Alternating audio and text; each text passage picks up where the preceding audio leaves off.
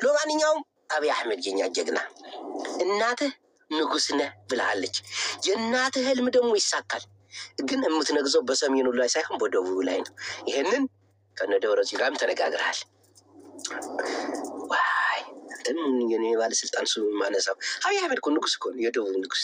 ደቡብ ላይ ይነግሳል። ደቡብ ኢትዮጵያ የምትባል ታላቅ ሀገር ይዞ የበለጸገች የለማች ይነግሳል። ሰሜኖች ደግሞ ይሞታሉ። ሰሜኖች ለብልጽግናም ለሞለወጥም የሰሜን ህዝብ እኮ ጭንቅላት ያለው ህዝብ እኮ ነው። ባለስልጣናቶቹ ናቸው እኮ በሴራ ጥልፍልፍ አድርገው ድህነት አረንቋ ውስጥ የኮተቱት እኮ። ሰሜን እኮ ለሞለወጥ እኮ 1 ዓመት እኮ ይበቃዋል፣ 2 ዓመት እኮ ይበቃዋል እኮ።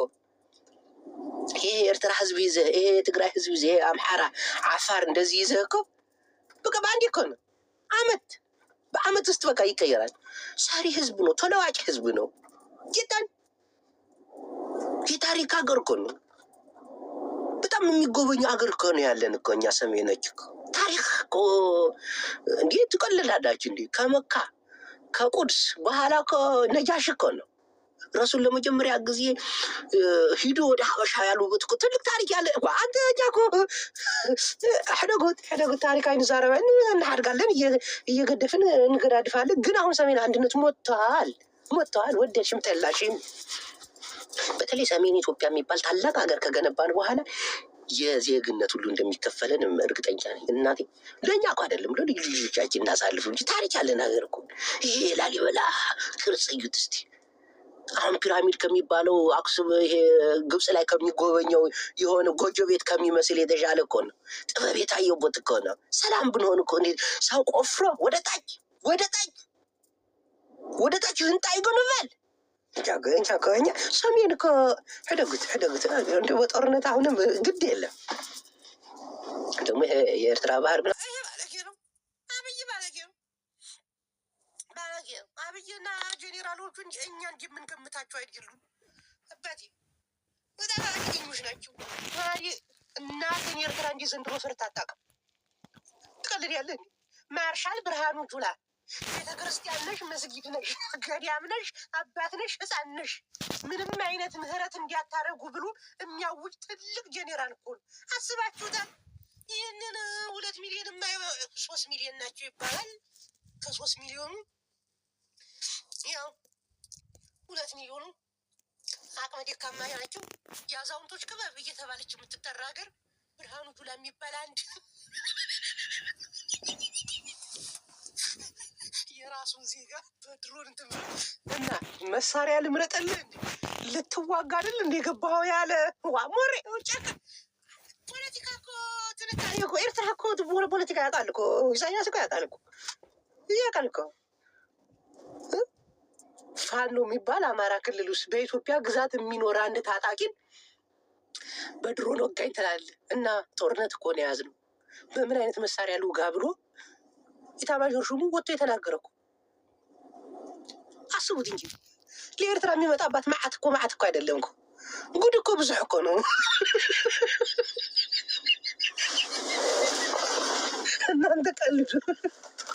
እናንተ ቀልዱ። ከኤርትራ ጋር እንሰራለን እንኳን ለመስራት አይደለም። አሁን ከኤርትራ ጋር ሲጋጠሙ እናንተን አብይ አህመድ ሌላ ስራ እንዳይሰራችሁ ከወዲሁ ጥንቅጥ ብላችሁ ጠብቁ። ህዝቤ ማለት ጀምሩ።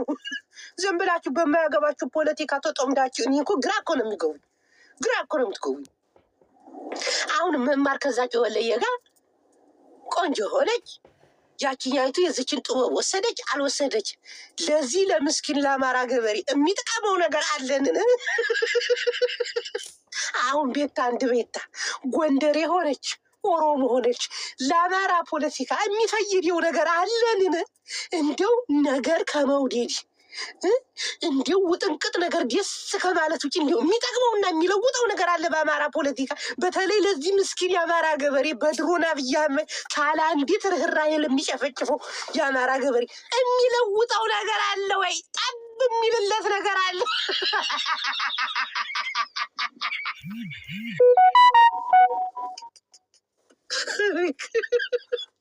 አማራ ልቃ ብያለሁ።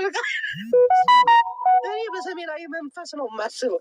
ሰሜናዊ አንድነት ደግሞ የሚመጣ እርግጠኛ ስለሆንኩ ነው ይህን ነገር የምናገር። ምክንያቱም ምክንያቱም መናገር አልፈልግም። ኧረ ሊቦላ በቃ ሰሜን ኢትዮጵያ፣ ደቡብ ኢትዮጵያ የምትባል ታላቅ ሁለት ሀገሮች ይሞታሉ። ኑቃ በቃ ደግሞ ሰሜናዊ አንድነት የሚመጣው እኮ እናንተ ጁለች ቀናቸው ሰሜናዊ አንድነት የሚመጣ የምታስቡት ከባለስልጣናቶች ምናምን ይመስላችኋል? ኧረ ወዳችንም የለም እሱ አይገኝም እኮ። ሰሜናዊ አንድነት የሚመጣው ከህዝቡ ነው። እናቴን ሰሜናዊ አንድነት የሚመጣው ከዛ ምስኪን ገበሬ ነው። አሁን ያለው የፖለቲካ ትክትክ የፖለቲካ እንዲህ እያየህ ነው። አታዩም እንዴ? ህዝቡ እኮ መናገር ጀመረ እኮ። አታጋድሉን። አንድ ማተብ ነው ያለን፣ አንድ ቤተክርስቲያን ነው፣ አንድ መስጊድ ነው ያለን ውስጥ ነው ጀምሯል። ከኤርትራ አሁን የኤርትራ ጦርነት በተለይ ከተጀመረች አልኩኝ ተጀምራለች። ከተጀመረች ቆየች። ተወረናል እኮ ኤርትራ ታደርጉ ወሮናል እኮ እንዴ!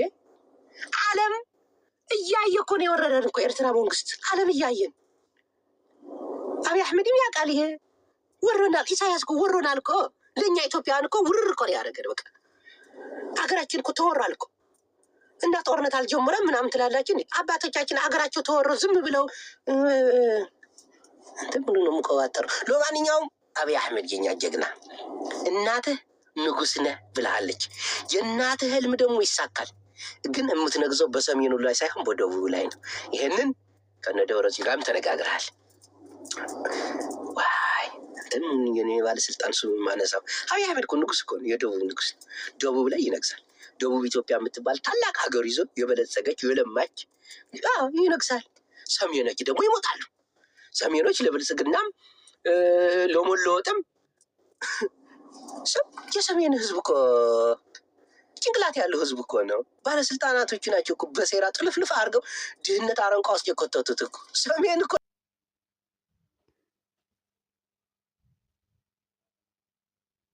ይሄን ማድረግ ይሄን መጠየቅ እኛ ሞራል አለን እንደ ዜጋ።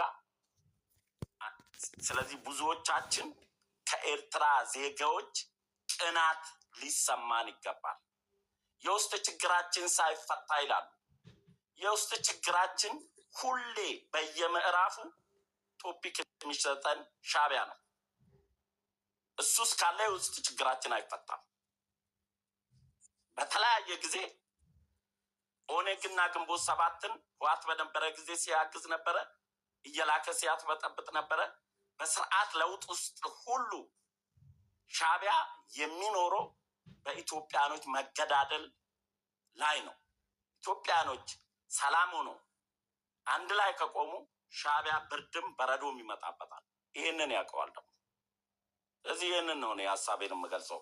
ኦሮሞ የአሰብን ጉዳይ የምጽዋን ጉዳይ የኔ ግል ጉዳይ ነው ብሎ እንደ ኦሮሞ ሀሳብ አንስቶ በፖለቲካ ፓርቲ በመንግስት ደረጃ መግለጫ የሰጠ የጠየቀም የለም።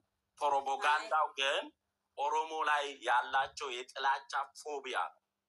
ሰሜንን መስፍኔ ደጋገምከው፣ በጣም ደጋገምከው። ለነገራችን ላይ አንተ ሁላችንም እናውቃለን ማን እንደሆንክ ምን ስትል እንደምትሆን ምናምን ማለት ነው። እሷ አይደለም አሁን የኔ ወሬ እሱ አይደለም። ኦኬ በደንብ ስሰማ ነው ማለት ነው። ግን ማን አሁን አንተ የኤርትራ የአሰብ ጉዳይ ጨንቆ ነው፣ የኢትዮጵያ ጉዳይ ጨንቆ ነው። አሁን የውስጥ ጉዳይ የምን ጉዳይ እኔ ቆይ አልጨረስኩም እኮ። ለምንድን ነው አፋፌን የምትለኝ? አልጨርስ እንትን አትበል።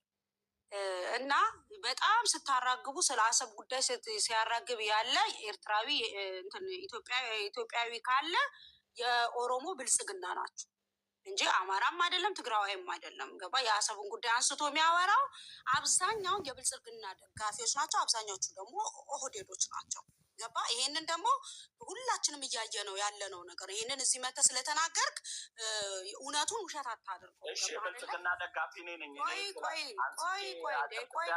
ቆይ እንጂ መስሜን ላይ ማውራት ብቻ ነው እንዲ ያለ ሚዩት ነው ማድረግ። በቃ ዝም ብለህ ስማ እና ሚዲያ ላይ ወጥተህ የምትናገረው አንተ ነህ። አንተ አይደለም እነሱም ምናምን ከዚህ ከስንት ጊዜ በፊት ሲያወሩ የነበሩት የብልጽግና ኃይሎች ናቸው። ገባ አይደለ? ስለ አሰብ ለማውራት አሰብን ፈልገው ስለ ኢትዮጵያ ተጨንቀው ወይም አስጨንቋቸው ቢሆን ኖሮ በሻዕቢያ የተወረረ የትግራይን መሬት የኢትዮጵያ መሬት ያስለቅቁ ነበረ። በሱዳን የተወረረ መሬት ያስለቅቁ ነበረ። ችግራቸው የኢትዮጵያ ጉዳይ አሁን የኢትዮጵያ ጉዳይ ከሆነ ዓላማ የተፈናቀሉ ኢትዮጵያውያኖች ይመለሱትን ነበረ። ገባ አይደለ? የውስጥ ችግር አይደለም። የውስጥ ችግር ተፈናቅለ ነው እንደ የውስጥ ችግር የማይሆነው ቤተሰቦቻችን ተሰደው በረሃብ በጥማት እየኖሩ በሰው ሀገር በጦርነት ባለ ሀገር ውስጥ ተሰደው እየኖሩ እኛ ስለ ህዝባችን መጠየቅ ሲገባ አንተ ስለ ባህር ስለ አሰብ ስለ ምናምን መተ ሌላ ሰዓት ውስጥ ልጨምሩብን አትችሉም። ይህን የምታራግቡት በአጠቃላይ ቆይ እንደ ያረድሜ ትልቅ ሰው እኮ ነው መስፍን። አንተ እኮ ሶስት መንግስት አልፎ የመጣ ሰው ነው መስፍኔ። አንተ እኮ አንተ እንደውም ብትፎርሽ ይሻለ ነበረ። ገባ እና በትግራይ ጦርነትም ስትሉ ነበሩት። እኔ ይኸውልህ መስፍን በአጭሩ ልነግርህ የምፈልገው አንድ ነገር ጥሩ አይደለም የምትሰራው ይሄ ይውጡ ለመሰለ ቅድም አሁን ገቡ አንድ ሁለት ኤርትራውያን ገቡ። እነዛ ሁለት ኤርትራውያኖች ብርጌድ ንሓመዱ ናቸው። ለኢሳያስ ከፍተኛ በቃ ኢሳያስ እያለ የአፍሪካ ቀንድ አይደለም ኤርትራ አይደለም የአፍሪካ ቀንድ ሰላም አያገኝም። ይህንን ኢሳያስን ማስወገድ አለብን ብለው ሲያወሩ ነበር። ኤርትራውያን ናቸው ግን የኢሳያስ ተቃዋሚ ናቸው። የት ነው የሚኖሩት? አንዳንዶቹ አዲስ አበባ ነው የሚኖሩት፣ አንዳንዶቹ ውጭ ሀገር ነው የሚኖሩት። ማወቅ ያለብህ ምን መሰለህ፣ ኢሳያስን አምርረው የሚጠሩ ኢትዮጵያ ጋር በሰላም መስራት እንችላለን፣ ወደቡንም ሼር ማድረግ እንችላለን ብለው የሚያስቡ አሉ ኤርትራውያን። አሁን አንተ በደፈናው ግን ሁሉንም ኤርትራዊ ስትቃወም ትክክል አይደለም። ሁሉንም ኤርትራዊ ይውጡ ስትል ትክክል አይደለም። ጥላቻ የሚናገሩ ኤርትራውያን አሉ፣ እውነትህን ነው አሉ። ግን እነሱ ስላሉ መላው ኤርትራዊ ሁሉ ጥላቻ ይናገራል ማለት ደግሞ አይደለም። ለምሳሌ እነ ዳልቻ የምትላቸው ተሰብስበው የሚናገሩትን መቼም ትሰማለህ። የሚናገሩትን ጥላቻ፣ ስድብ የኦሮሞ ህዝብ ሁሉ እየተሳደበ ነው ማለት አይደለም። ስለዚህ የኦሮሞ ህዝብ ሁሉ እንዲህ ነው ማለትም አይደለም። ስለዚህ ስንናገር እንደ ህዝብ የምናወራው ነገር የሚያጋግል እሳት የሚጭር እሳት የሚያነድ ጉዳይ ስለሆነ በአንተ በኩል መሻሻል ያለበት ከኢሳያስ ተቃራኒ ጠላት ሆነው የሚሰሩ ስላሉ እነሱንም ከምትጠቀልላቸው በአንድ ባስኬት ከምትጠቀልላቸው የኢሳያስ ደጋፊ የሆኑ ለምሳሌ እስራኤል አንድ ህግ አወጡ፣ ሰምተህ ሊሆን ይችላል። ባለፈው ጊዜ እስራኤል ውስጥ ትልቅ ድብድብ ተካሂዶ ነበር በብርጌድ ንሓመዱና በኢሳያስ ደጋፊዎች። አሁን እስራኤል አዲስ ህግ አወጣች። ኢሳያስን የሚደግፍ ሰው እኛ ስደተኛ እንዴት የፖለቲካ ጥገኛ ሊሆን ይችላል? ሰብስበው ወደ አገሩ ሊልኩት ልክ ናቸው። ኢትዮጵያም ውስጥ ኢሳያስን የሚደግፍ ካለ ሰብስበ ሀገሩ ብትልከው ልክ ነው። ይውጣ ብትልም ልክ ነው።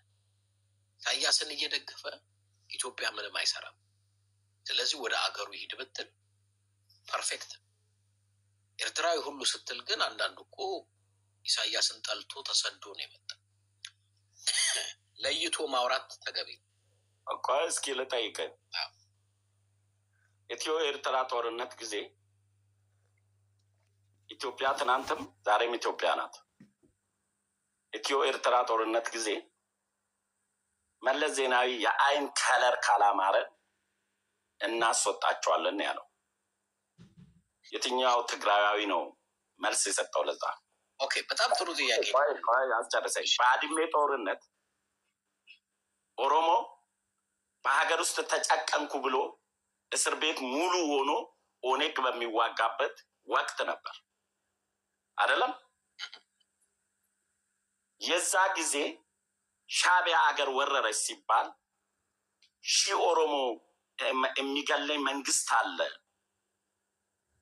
ስለዚህ የሚገለኝ መንግስት እያለ እኔ ለምንድን ነው ትግራይ ለተወረረችው መሬት ሄጄ እዛ መሞትላት ብሎ አልቀረም። ኦሮሞ አንዱን ውሸት ያኔ እንደውም እንደ ኦሮሞ አይደለም ኤድመንድ እንትን ነው አሁን ቢል ያምርበታል። ያንን ጦርነት የሻዕቢያን ጦርነት ግን በፍጹም ኦሮሞ እንደዛ አይልም። አልተበደለም። ጭራሽ እንደውም ኦሮሞ በቋንቋው እንዲናገር በቋንቋው እንዲማር ነፃነት ያገኘበት ሰዓት ነው። ምንም አታገናኙ። አንተ ተንኮል ልትሰራ ነው የምትመጣው። አንተ የትግራይ ጦርነት ጊዜ ኤርትራዊ ትግራዋይ ጠቁሞ ሲያሲዝ አብረ ስታሲዝ የነበርክ ሰው እንጂ ዛሬ ስለ ኤርትራም ስለ ትግራይም ስለ ኢትዮጵያ ማስብ አይደለም። የራስህን ፖለቲካ ለመስራት ይመጣል። ሀሳቡን ይጨርስ። እሺ ቀጥል ሀሳብ። የዛ ጊዜ ኦነግ ትግል ላይ ነበር አይደለ? ታስታውሳለህ?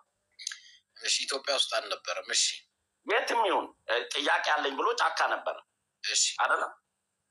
ስለዚህ የህዝብ ጥያቄ አለ ማለት ነው። ያን የህዝብ ጥያቄ እኔ ተበድያለሁ የሚል ህዝብ የሚታገልበት እያለ የሀገር የውስጥ ጉዳይ ነገ እንፈተዋለን።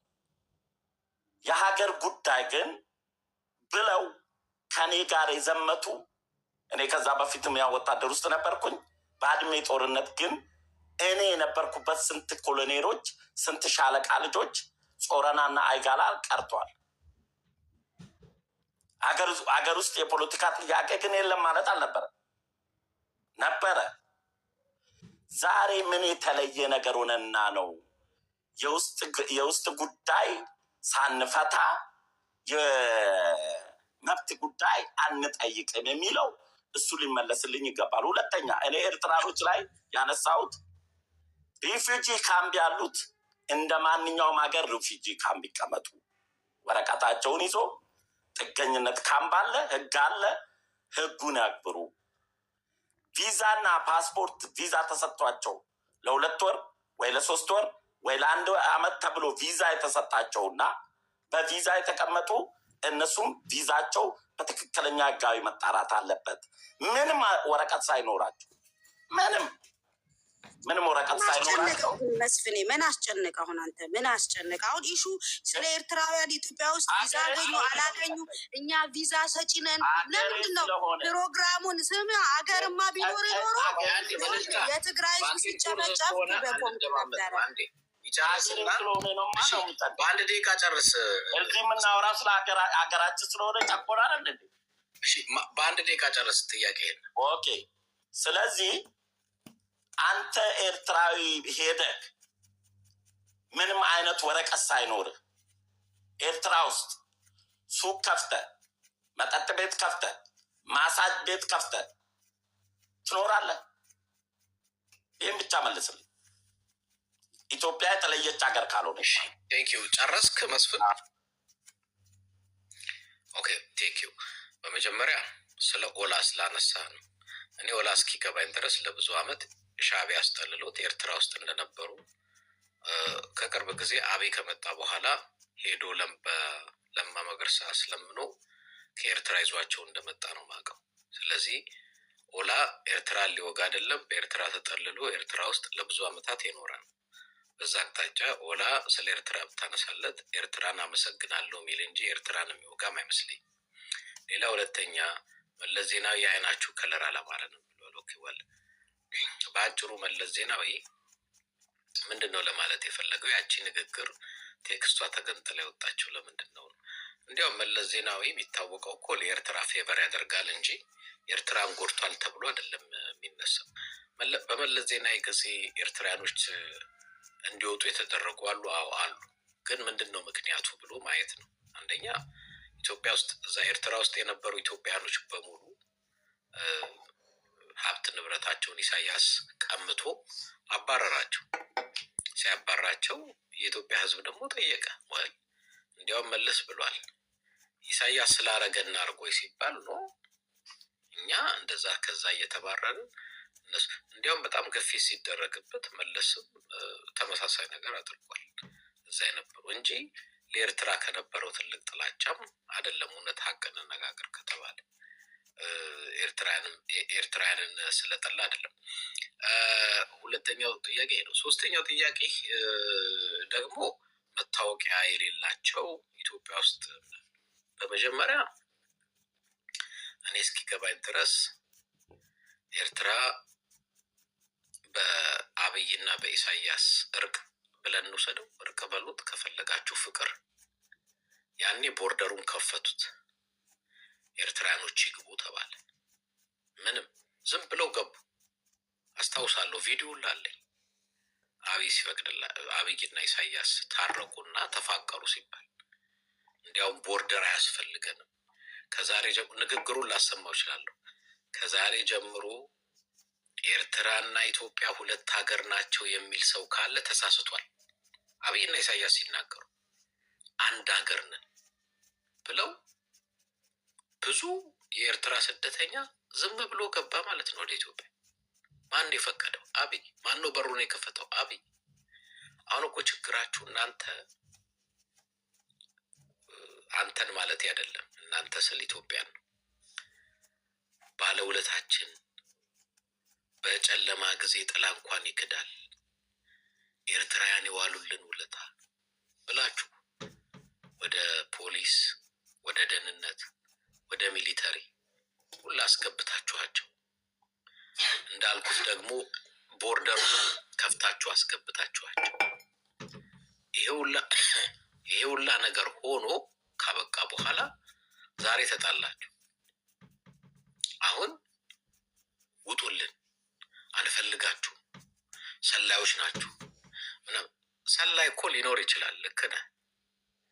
ግን የሚሰልሉህ ሚስጥር የለም። ኦልሬዲ አብይ አህመድ አየር ኃይል አስገብቱ፣ ደህንነት አስገብቱ። እኔ በትግራይ ጦርነት ጊዜ ደብረጽዮንና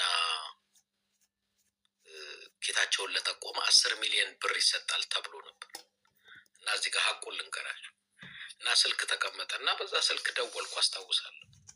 እና በዛ ስልክ ስደውል ስልኩን ያነሳው ማን ነው? ስልኩን ይቀበል የነበረው ኤርትራዊ ነው። እና ደህንነቱ ምን ውስጥ ሁሉ አየር ኃይሉን ሁሉ አስጎብኝተህ ሁሉን ጓዳ ጎድጓዳህን ካሳየ በኋላ የሚሰልልህ ነገር የለም። ሁሉንም ያውቁታል። ኦልሬዲ አሳይታችኋቸው። እነሱም ብሌም አታርጉ። ብሌም ማድረግ ካለባቸው የሀገሪቷን ኢንተረስትም ቢሆን ሴኪሪቲ ሁሉንም ገለባብቶ የሰጠውን የኢትዮጵያን ሰራዊት ኤርትራ ልኮ ከኤርትራ ጋር አደባልቆ ትግራይ የወጋውን ኢሳያስን ግባ ብሎ ፈቅዶ ያስገባውን እንደ ሀገር አዳነን ብሎ ያለውን አብይ አህመድን ወቀሱ። ኤርትራ ምንም ይወቀስ የላቸው። ለዛ ነው ፕሬዝዳንት ሙላቱ ተሾመ ምላሽ የሰጠው። የማነ ገብረ መስቀል የኮሚኒኬሽን ኃላፊው ጋብዛችሁን መጣን፣ አመሰገናችሁን አለ። እውነቱ ነው። ጋብዛችሁ አስገባችኋቸው፣ አመሰገናችኋቸው። አሁን ኤርትራውያኖችን መውቀስ ሳይሆን መውቀስ ካለብን መውቀስ ያለብን የሀገሪቱን ጠቅላይ ሚኒስትር የጦር ኃይሎች ጠቅላይ አዛዥ አብይ አህመድ። ኤርትራንን መውቀስ ኤርትራ ውጡ እንዲህ ማለት ተገቢ አይደለም። እዛ ላይ ደግሞ በጣም ለኑሯቸው ስርዓቱን ኢሳያስን ጠልተው የሚኖሩም ሰላማውያኖች ደግሞ እጅግ ቁጥራቸው ቀላል የማይባል አሉ። ሚዛናዊ እንሁን፣ በእውቀት እናውራ፣ ባላንስ እናድርግ ለማለት ነው። ሰዓቴ ሄዷል። ብዙ ረጅም ሰዓት አልቆይም። ነገ በጠዋቱ ደግሞ ከአቶ ልደቱ አያሌው ጋር ኢንተርቪው አለኝ። በዚህ አጋጣሚ ላይቭ መከታተል ከፈለጋችሁ በሲያትል ሰዓት አቆጣጠር ከጠዋቱ 8 ሰዓት ተኩል ላይቭ ፕሮግራም ዩቲዩብ ላይ ገብታችሁ መዳመጥ ትችላላችሁ። ጥያቄ ካላችሁ በኢንቦክስ ልትልኩልኝ ትችላላችሁ። ይሄን ነው ልል የምችለው። 1 ደቂቃ ትሰጠኛለህ አይደል? እሺ 1 ደቂቃ ውሰድ። አገር ከሀገር ጋር በጥቅም ይታረቃል፣ በጥቅም ይጣላል። ትናንት ስለጋበዝ ነው ዛሬ ይቀጥቅጥን የሚል ህግ የለም። ራሻ ጆ ባይደን በነበረ ጊዜ አሜሪካ ራሻ ላይ የነበረ ፖሊሲ ለጥቅሟ ምን አድርጋለች? ትራምፕ ሲመጣ በወራት ልዩነት አሁን ከራሻ ጋር ያላቸውን ማየት ትችላለን። ትናንት አገርና አገር እንጠቃቀማለን ብለው ሊፋቀሩ ይችላሉ። በጥቅም ግጭት ደግሞ ሊጣሉ ይችላሉ። ይሄ በአብይና በኢሳያስ መካከል ብቻ የተደረገ ምራክል አይደለም። ማንም አገር ለሆነ ጥቅም ትታረቃለህ። በሆነ ጥቅም ሲጎል ደግሞ የግለሰብ ፍቅር ሳይሆን የሀገር ፍቅር ስለሆነ በሀገር ጉዳይ ትገናኛለህ። አገርህን የሚገፋብህና ጥቅምህን ሲያሳጣ ደግሞ ኖ ትላለህ። ትናንት እንጀራ ስላበላኸኝ ዛሬ ቀጥቅጠኝ የሚል ፖሊስ የለም ወንድሜ። ማንም እኮ የቀጠቀጣችሁ የለም። ራሳችሁን በራሳችሁ ነው የምትቀጠቅጡት። አሁን ኤርትራ ውስጥ እስካሁን ድረስ እቀጠቅጣችኋለሁ ያለ የለም። እንዲያውም ዛቻው፣ ማስፈራሪያው፣ ፕሮፓጋንዳውም ከኢትዮጵያ ነው። እውነት እንነጋገር፣ እስካሁን ድረስ ኤርትራ ኦፊሻሊ ምላሽ የሰጠው በየማነ ገብረ መስቀል ትዊተር ብቻ ነው። እሱ እንቀጠቅጣለን እንደዚህ እናደርጋለንም አላለም። ለመሰለ እኔ ሻዕቢያን ከሚጠሉት አንደኛ ኢሳያስን ከሚጠሉት ግን የሰው ሀቅ ግን አልበላም። አሁን ኢሳያስ ያላለውም ብሏል፣ ያላረጉትን አርገዋል አልል። ለምሳሌ አሁን ትግራይ ገብተው በጦርነቱ ወቅት ሲሰርቁ ሳጋልጣቸው፣ ሲደፍሩ ሳጋልጣቸው፣ ንጹሐን ሲሰሩ ሲገሉ ሳጋልጣቸው ነበር። ሀቅ ስለሆነ ነው፣ ፕሮፓጋንዳ ስለሆነ አይደለም። ያኔም ግን ብሌም ያረኩት ፈቅዶ ይህን እንዲሆን በደንብ ያደረገው አብይ አህመድ። እኔ አሁን ኤርትራ ኢትዮጵያ ውስጥ ላረጉትና ለሰሩት ነገር ዋናው ተጠያቂ ጋባዥ በር ከፍቶ ያስገባው አብይ ነው። አሁንም ማለት የምፈልገው እየቀጠቀጡን እንዲህ ሲያረጉን ምንም ያረጉት የለም። እስካሁን ድረስ እኔም ሰማው ትልቅ ፕሮፓጋንዳ እየተነዛ ያለው አብዛኛው የኦሮሞ የብልጽግና ደጋፊዎች አክቲቪስት፣ ስፔሻሊ ሶሻል ሚዲያ ላይ ያላችሁ በዋናነት ጥላቻውን የምታራገቡት ጦርነት የምታፋፍሙት እናንተ ናችሁ። ኤርትራ በኩል እንዲያውም ምላሹ ቀዝቀዝ ያለ አይ ቲንክ ከብዛታቸው የሚዲያም አቅም። አንድ ልጅ ቅድም የሰማሁት አለ ኢትዮጵያን እንገዛታለን በርበሬ እናጥናቸዋለን። አይ ቲንክ ልጁ የሁለት የሶስተኛ ክፍል ተማሪ ነው የሚመስለኝ። ዝም ብሎ ስጋው ወፈረ እንጂ ጭንቅላቱ ትንሽ ነው። እሱ እንኳን እንደ አእምሮ በሽተኛ እንውሰደው ወይ ደግሞ ምንም እንደማያቀጻ ልጅ እንደው አፉ እንደፈታ። በሰላም ስለተወያየን ያለ ስድብ አመሰግናለሁ። መልካም ጊዜ። እሺ ቴንክ ዩ። አዎ እንደዛ። አንድ ኤድመንድ ለኔ ደግሞ አንድ ደቂቃ በነገራችን ላይ ኤድመንድ እንትን እኔ የምለው የሆነ የእብደት መንፈስ አለባቸው መሰለኝ ሳስባቸው፣ ገባ? እንደገና ትናንትና ያደረጉትን ትናንትና ሲናገሩ የነበሩትን የሚረሱ እንደ ብልጽግና አይነት መሀይም እውቀት የሌላቸው ዝም ብለው ምንም የማያውቁ ሰው ሁሉ ምንም የማያውቅ የሚመስላቸው ታውቃለህ፣ ምንም አያውቁም። እንደገና ሰው ሁሉ ምንም የማያውቅ የሚመስላቸው፣ ከዛ ደግሞ እነሱ አዋቂ የሚመስላቸው። አሁን እንደነዚህ አይነት ናቸው። ገባ? ምን እንዳለ ሰምተዋል? ይሄ እኮ በቃ ትናንትና ጋበዝ ነው ማለት ከዛ ይቀጥል ማለት አይደለም። ጋብዘው ምንድን ያደረገው የኤርትራ ሰራዊት ገብቶ እህቶቼን ነው ሲደፍር የነበረው። የአንተ እህት እናንተ እህት የላችሁ። በነገራችን ብልጽግና እህት አታውቁ፣ አባት አታውቁ፣ እናት ወንድም የሚባል አታውቁ። እናንተ የበረሃ ቅድም ፈረስ ነው ያልከው የበረሃ ፈረሶች ናቸው እንጂ ገብቶ ጋብዣዋለሁ። በነገራችን ላይ እድመን ስለተተኮሰብን ነው የገባ ነው እያለ ሻዕቢያ ስንት ፕሮፓጋንዳ ተተኩሶበት ነው እንጂ የገባው ብልጽግና ጋብዞት አይደለም እያሉ ስንት የብልጽግና አክቲቪስቶች ሲናገሩ ነበር። በኋላ ራሱ የኤርትራ አሁን የማነ ምናምን ያልከው ተጋብዘን ነው የገባ ነው አሉ። ገባ አይደለ? ተጠርተን ነው የገባ ነው፣ በኢትዮጵያ መንግስት እውቅና ነው የገባ ነው አሉ። ገባ? የሚናገሩትን ራሱ ለእኛ ላበደ ማህበረሰብ ነው እንጂ ጭንቅላት ላለው ሰው ግን ተጋብዘው አንጥተው ምግብ አይደለም ያበሏቸው፣ ምግብ አይደለም የበሉት። እነሱ የሰው ነፍስ ነው ሲበሉ የነበረው። የኢትዮጵያውያንን ነው ሲገሉና ሲጨፈጭፉ የነበሩት። ገባ? ከዛ ደግሞ 31ኛ ዓመት ኤርትራ የተገነጠለችበትን እውቅና ሰጥቶ በኢትዮጵያ ውስጥ የትኛውን መንግስት ኤርትራ የተገነጠለችበትን ቀን ብሎ ሚያከብር የነበረ አልነበረም። ብልጽግና ነው አምጥቶ ኤምባሲ ከፍቶ ምን ብሎ ኤርትራን እውቅና ሰጥቶ ኤርትራውያንን አስገብቶ እንዳልከው ኤርፖርት ላይ ተጋሩን ሲያፍንና ሲይዝ የነበረው በትግርኛቸው ይሄ ኤርትራዊ ነው የትግራዋይ ነው እያለ ሲያፍን የነበረ ኤርትራዊ ነው።